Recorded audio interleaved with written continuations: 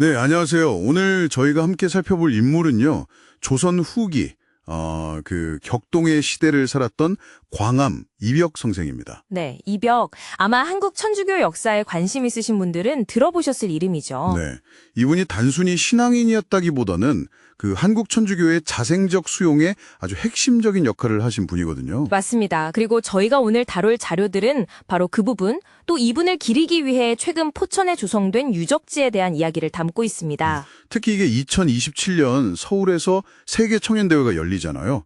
이것과 연계해서 뭔가 큰 그림을 그리고 있는 것 같더라고요. 그렇죠. 그래서 이번 시간을 통해 이벽이라는 인물이 왜 중요한지, 또 그의 유산인 유적지가 지금 어떤 상황이고 어떤 기회를 앞두고 있는지, 네. 그리고 어쩌면 수백 년 전 인물의 이야기가 오늘 우리 또 당신에게 어떤 의미를 줄 수 있을지 같이 한번 파헤쳐 보겠습니다. 좋습니다. 자, 그럼 이벽 선생 어떤 분이었는지부터 좀 더 들어가 볼까요? 네. 이벽 선생 하면 보통 아까 말씀드린 것처럼 외국 선교사가 전해준 종교를 그냥 받아들인 게 아니라는 점, 이게 중요하죠. 바로 그겁니다. 스스로 학문적으로 탐구해서 천주교 신앙에 도달하고 또 이걸 전파하는 데 앞장섰다는 점. 그 시대 최고의 지성 중 한 명이었던 다산 정약용에게도 엄청난 영향을 줬다고 하고요. 맞습니다. 이게 세계 교회사에서도 거의 유례를 찾기 힘든 자율적 수용의 대표적인 사례로 꼽히거든요. 자율적 수용이요? 네. 그러니까 외부 선교사의 직접적인 활동 없이 지식인들이 스스로 서양 학문서적, 즉 서약서적을 연구하면서 신앙을 형성한 거죠. 당시 조선사회 분위기를 생각하면 정말 대단한 일인데요. 그렇죠. 그 당시 지배 이념이던 성리학, 이게 좀 경직된 측면이 있었잖아요. 네네. 이벽 선생은 거기에만 머무르지 않고 백성들의 실제 삶에 도움이 되는 학문, 즉 실학에 깊은 관심을 가졌어요. 실학. 네. 그러면서 동시에 서학, 천주교를 탐구하면서 동서양 사상의 어떤 융합을 시도했던 거죠. 융합이요? 예를 들면 어떤 게 있을까요? 유교에도 천명 사상이 있잖아요. 하늘의 뜻. 네, 있죠. 이걸 천주교의 천주, 즉 하느님 개념으로 확장해서 해석하려고 했어요. 새로운 윤리체계를 모색한 거죠. 이건 단순한 지적 호기심이 아니라 사회를 더 좋게 만들려는 실천적 의지였다고 봅니다. 와, 정말 시대를 앞서간 지성이었네요. 정약용과의 관계는 어떻습니까? 그 영향력이 정말 컸다고 들었는데요. 네, 정약용 선생이 이벽을 스승이자 벗이라고 불렀어요.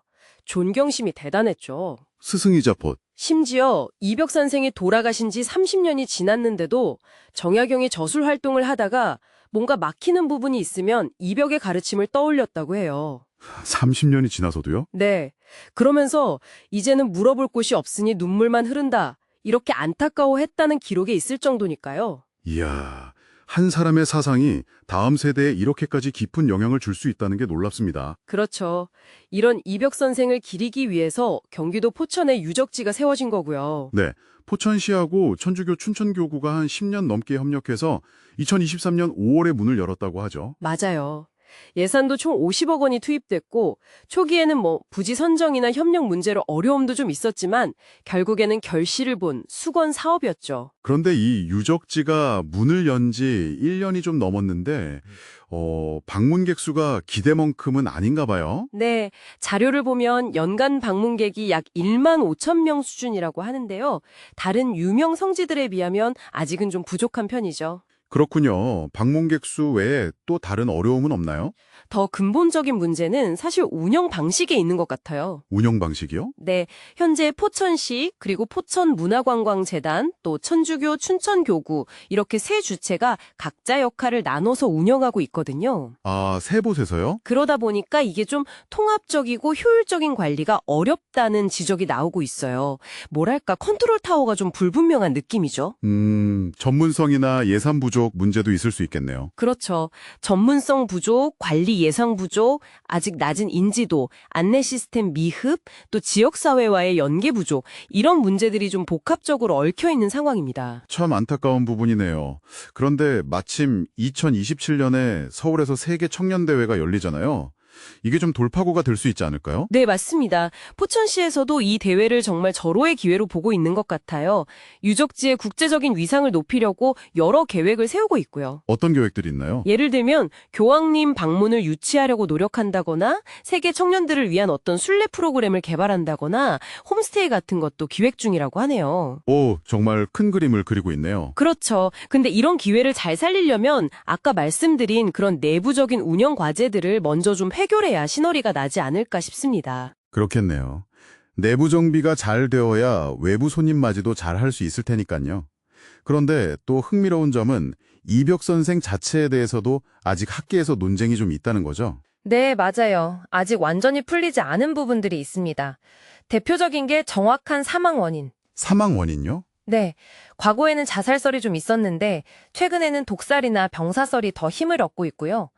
또 출생지에 대해서도 포천이 유력하긴 한데 광주라는 설도 여전히 존재합니다. 아, 그런 기본적인 사실관계에 대한 논쟁이 아직도 진행 중이군요. 네, 근데 이게 단순히 학문적인 논쟁으로 끝나는 게 아니라 이벽이라는 인물의 이미지를 어떻게 만들고 또 유적지의 성격, 이른바 성역화에도 직접적인 영향을 미치거든요. 그렇겠네요. 어떤 이야기로 사람들에게 다가가느냐가 중요하니까요. 맞습니다. 그래서 명확한 사실규명과 함께 사람들에게 감동을 줄 수 있는 설득력 있는 서사를 잘 구축하는 것이 유적지의 미래 브랜딩에 아주 중요하게 작용할 겁니다. 자, 정리를 좀 해보면요.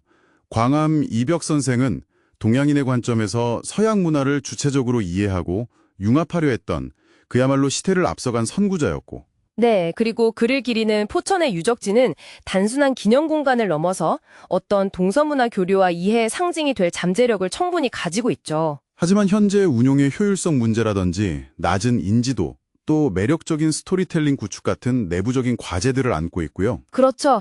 이런 상황에서 2027년 세계청년대회는 이 잠재력을 현실로 만들 아주 중요한 기회이긴 합니다만 그 전에 내부 과제 해결이 선행되어야 한다는 점. 네. 이 유적지가 겪는 어려움이 어쩌면 우리 사회 전체가 역사적 유산을 어떻게 보존하고 또 현재와 의미 있게 연결시킬 것인가 하는 좀 더 큰 질문을 던지는 것 같기도 합니다. 맞아요. 과거의 이야기가 현재 우리에게 어떤 의미를 주는지 계속 고민해야 하는 거죠. 네.